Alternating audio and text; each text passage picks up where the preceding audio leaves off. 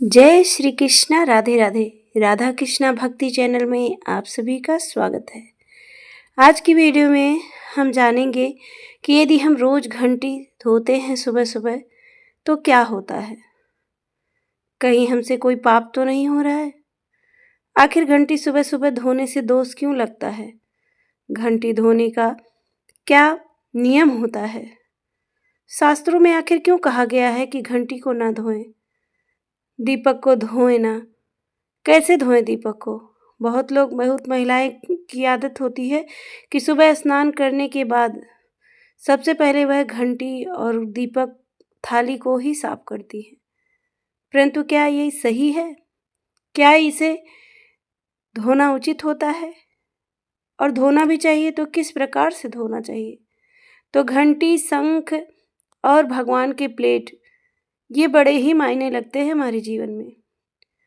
जो लोग रात्रि का पूजा यानी कि शाम का दीपक धोने के बाद जलाते हैं या धो के जलाते हैं तो लोग सोचते हैं सुबह क्या धुलूं इसको। और कुछ लोग सुबह का दीपक जलाते हैं, शाम को फिर वही जलाते हैं। भगवान की पूजा करते हैं, लड्डू गोपाल जी की सेवा करते हैं, चंदन श्रृंगार करते हैं और चंदन को बिना हटाए, बिना उनके श्रृंगार को उतारे ही सुला देते हैं। तो आज की वीडियो बहुत यूजफुल होने वाली है। आज हम इस वीडियो में यही सब समझेंगे कि आखिर हमें रोज़ की पूजा किस नियम से करना चाहिए और घंटी को धोना चाहिए कि नहीं धोना चाहिए, और धोना भी चाहिए तो कैसे धोना चाहिए, और घंटी और भगवान के पात्र के धुले हुए जल का क्या करना चाहिए, भगवान का वस्त्र अगर हम धुलते हैं तो उस जल का क्या करना चाहिए। तो आज हम यही सब समझेंगे। तो आप सभी से विनम्र निवेदन है कि हमारे प्यारे लड्डू गोपाल जी की कृपा प्राप्त करने के लिए आप सभी राधे राधे जरूर लिखिएगा और इस वीडियो को लाइक कर दीजिएगा। अगर आप हिंदू धर्म को मानते हैं और शास्त्र को मानते हैं तो लाइक जरूर करिएगा। देखिए, सुबह सबसे पहले हमारा नियम धर्म क्या होता है। उठने के बाद सबसे पहले तो हमें हथेली का दर्शन करना होता है और हाथ जोड़ के भगवान को धन्यवाद देना होना चाहिए कि हे भगवान, आप इस मनुष्य को जीवन दिए हैं और फिर अगली सुबह आई, मैं आपका नाम जपूं, कीर्तन करूं और आपके संसार में डूबा रहूं, आपके कीर्तन में डूबा रहूं। ऐसा भगवान से विनम्र निवेदन कर लेना चाहिए। ऐसी सब विनती करने के बाद सबसे पहले धरती माता को प्रणाम करें, फिर सभी कार्यों से निर्वृत्त हों, फिर स्नान करें, फिर श्रृंगार करें। अगर महिला हैं तो श्रृंगार उचित माना गया है। कहा जाता है सिंदूर, बिंदी ये सब माथे पे जरूर लगे होने चाहिए। कुछ लोग मंदिर में पूजा करने सुबह बैठ जाती हैं, बोलती हैं अरे जल्दी जल्दी में मैंने बाल नहीं झाड़ा, अरे जल्दी जल्दी में सिंदूर नहीं लगाया। तो ऐसा बिल्कुल भी मत करिएगा। बाल झाड़ के सिंदूर लगाना है, बिंदी लगाना है। बाकी और श्रृंगार भले ना करिए, लेकिन सिंदूर, बिंदी और मंगलसूत्र आपके गले में जरूर होना चाहिए जब आप मंदिर में पूजा करने जाती हैं। सबसे पहले आप मंदिर में जाएं, पर्दा हटाएं, दरवाज़ा है तो दरवाज़ा खोलें, कुछ भी नहीं है तो कोई बात नहीं, हाथ जोड़ के प्रणाम करें। 3 बार हाथ थैली को अपने चटकाएं, यानी कि थपोड़ी बजाएं या घंटी बजाएं।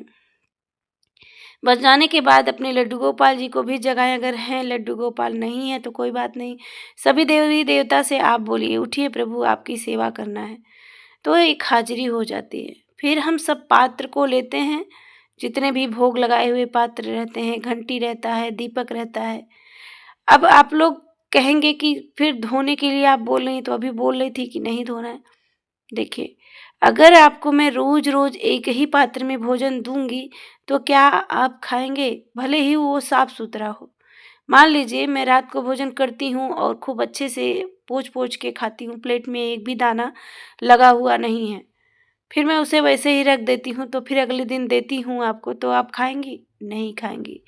इसीलिए हमें जब रोज़ सुबह पूजा करना होता है तो हमें रोज़ भगवान के प्लेट, दीपक और घंटी को साफ करना होता है। मगर नियम थोड़े अलग हैं। कैसे करना है? सभी पात्र को एक बड़े पात्र में रख लें। उसके बाद आप जो भी सर्फ साबुन से धोती हैं उसे एक जगह रखें, और भगवान के कपड़े तो सर्फ साबुन से नहीं धोने चाहिए, शुद्ध जल से ही धोना चाहिए। और जब खराब हो जाएं तो जल प्रवाहित कर देना चाहिए या मिट्टी में दबा देना चाहिए। लड्डू गोपाल जी की अगर वस्त्र आप धोती हैं तो उस जल को आप किसी गमले में डालें, कहीं ऐसी जगह पे डालें, सूखी मिट्टी में डालें, परंतु नाली में ना जाने दें। ऐसा करने से हम पाप के भागीदारी बनते हैं। ऐसे ही घंटी और दीपक को भी धोने का नियम है। अक्सर आप देखती होंगी या तो किचन में या तो और कहीं टोटी लगा है तो लोग वहीं पे ही घंटी और दीपक सब कुछ धो लेते हैं। बिल्कुल गलत है। पहला पानी तो आपको बिल्कुल भी नहीं करना है। तो जब आप अपने प्लेट और थाली और घंटी को मांजती हैं तो एक पात्र में धुल के उस पानी को रख लें, या तो उसे मेन डोर पे छिड़काव कर दें या तो गमले में डाल दें। आपको पता नहीं होगा शायद, मैं आज आपको बताती हूँ। अगर आपका दीपक बहुत पुराना है, बहुत सालों से आप उसी दीपक को यूज कर रही हैं, उसी घंटी को यूज कर रही हूँ, इसीलिए कहा जाता है जिस तरह से मंगलसूत्र बार बार नहीं चेंज करना चाहिए, वैसे ही घंटी और दीपक को बार बार चेंज नहीं करना चाहिए। एक बार अच्छे से लेके आए जो आपको पसंद आए और उसी दीपक को और उसी घंटी को हमेशा यूज करें। अगर आपको डिप्रेशन रहता है, बहुत ज़्यादा बीमारी रहती है ना, तो आप नियम से घंटी और दीपक को धुल के और उसी जल को ग्रहण करते हैं रोज़ सुबह पूजा करने के बाद, तो आपकी सारी समस्याएं खत्म हो जाएंगी, रोग खत्म हो जाता है। इतनी ज़्यादा महिमा बताई गई है शास्त्रों में दीपक और घंटी की। तो इसी तरह से हम जब घंटी और दीपक धोते हैं और उसी नाली में डाल देते हैं तो जितना भी पूजा पाठ का फल होता है, सब वो जो कीटाणु होते हैं नाली में, जीव जंतु, उनको लग जाता है जहाँ जहाँ तक यह जल पहुँचता है। तो इसीलिए कहा जाता है कि जब हम इस जल को अच्छे जगह पे गिराएंगे तो हमें लगेगा, क्योंकि नाली गंदगी चीज़ हो गई ना। तो और भगवान की पूजा की हुई शक्ति है उसमें, भगवान का दीपक जलता है उसमें एक आशीर्वाद मिलता है, तो उसे हम नाली में नहीं फेंकेंगे।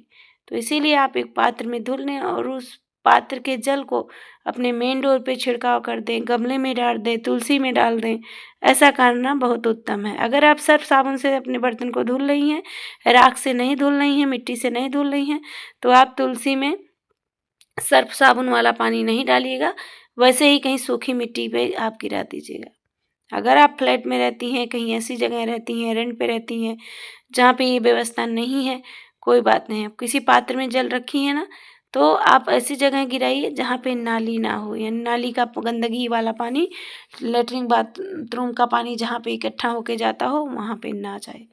कहने का अर्थ इतना ही है कि पैरों के तले वो जल का छिड़काव नहीं करना चाहिए। तो इसीलिए मेन डोर के किनारे कहीं गिरा दीजिए जहाँ सूख जाएगा, फिर मिट्टी से धूप ऊर्जा बन के वो तो भगवान सोख लेते हैं जब धूप होता है। तो इसीलिए आप इस नियम को निभाइएगा। अगर आप इस नियम को निभाती हैं तो शास्त्रों में ऐसा कहा गया है, जो इस नियम को निभा लेता है तो समझ लीजिए उसके जीवन में कभी संकट नहीं आएगा। इसी तरह से हम गलतियाँ करते रहते हैं, पूजा पाठ का फल हमें नहीं मिलता है तो हमें लगता है कि हम तो घंटी बजाते हैं, हम तो पूजा करते हैं, हम तो रोज़ सफाई से करते हैं, फिर भी हमारे जीवन में कष्ट आ रहा है। तो यही सब बातें होती हैं जो हमें पता नहीं होता है, इस वजह से हम गलतियाँ करते रहते हैं, दोहराते रहते हैं और हमें उसका परिणाम भुगतना पड़ता है और हमें लगता है कि भगवान हमारी सुनते नहीं हैं। एक-एक छोटी-छोटी बातें हमें भगवान की बातें समझनी होती हैं, ग्रंथों को समझनी होती है गहराई से। हमें यह देखना होता है किस तरह से हम पूजन पाठ करें, जिससे हमें फल मिले। बस घंटी बजा देना, आरती कर लेना, कपूर लगा देना पूजा नहीं होता है। सारे नियम को फॉलो करना होता है, तब जाके कहीं भगवान प्रसन्न होते हैं। और कलयुग में तो और भगवान दूर होते जा रहे हैं, जल्दी आपसे प्रसन्न नहीं होते हैं। तो आप थोड़ा-सा अपने बुद्धि का यूज़ करिए और भगवान का स्नान कराया हुआ जल, पात्र को धुला हुआ जल, लड्डू गोपाल के वस्त्र धुले हुए, ये सब जल को आप नाली में ना जाने दें, ठीक है?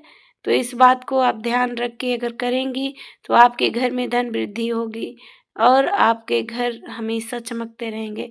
आपकी बुद्धि ठीक होगी, आप डिप्रेशन में होंगे तो डिप्रेशन खत्म हो जाएगा। तो शास्त्रों में जो बातें प्रमाणित थीं आपको मैं वही बताई हूँ। बाकी इसमें बहुत लोगों को मतलब नहीं वो होगा कि नहीं अब कौन जाएगा धोने, कौन जाएगा। तो भाई अस्कित करना है तो अस्कित करके बैठे रहो, जिस तरह से हम भाग्य को कोस देते हैं, कोस देते रहो।